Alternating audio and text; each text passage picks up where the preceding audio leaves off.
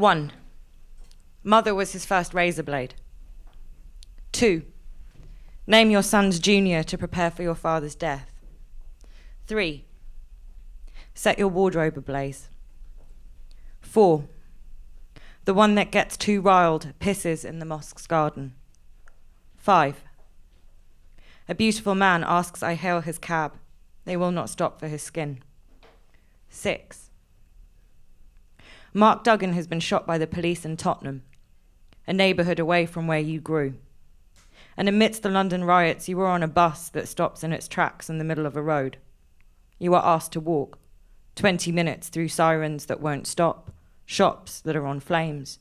You are on your phone, frantically texting to say you may not be safe, when a young man with a bandana stretched across his face, hood pulled high, steps to you. And you remember the newspaper clippings of young men of colour like this. You have read every headline, every whisper, that he will take your phone, your handbag, your touch, the bat in his hand as he steps to you like this.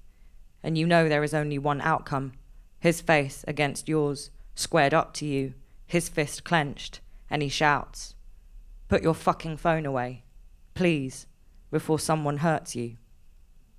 You forgot it for a moment, didn't you? Yet you have always known the language of these streets. You should have known he was raised to love behind a mask. 7. You wouldn't jump over a puddle if you didn't know there was pavement on the other side. He wouldn't jump over a puddle if he didn't know there was somewhere to land. 8.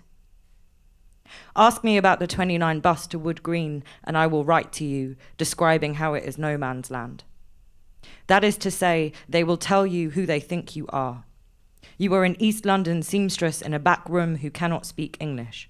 Perhaps this is your mother. She is married to a man who does not understand your ways, who will arrange your marriage, for he cannot make room in your life for this need of yours to play football or read books.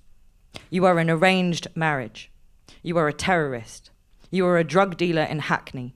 You are teenage pregnancy and a Staffordshire Terrier or a hijab or a kung fu scene or an accent. You are always an accent, a name. You are always an accent. You are always your mother's accent. 9. In the garden, my parents are laying down a deck covered in sawdust, and I think on how hard they have always worked for things to seem better. I say seem, because acceptance is an illusion. To accept that the garden looks better with a wooden patio belongs to the fantasy of taste. Watching my parents, 65 years old, my father losing the weight he had put on after his cancer, my mother's hair in a knot above her head, brought with it this question of being accepted, whether in this garden in Finchley or on these roads of North London or in the country they had once taken a boat to reach.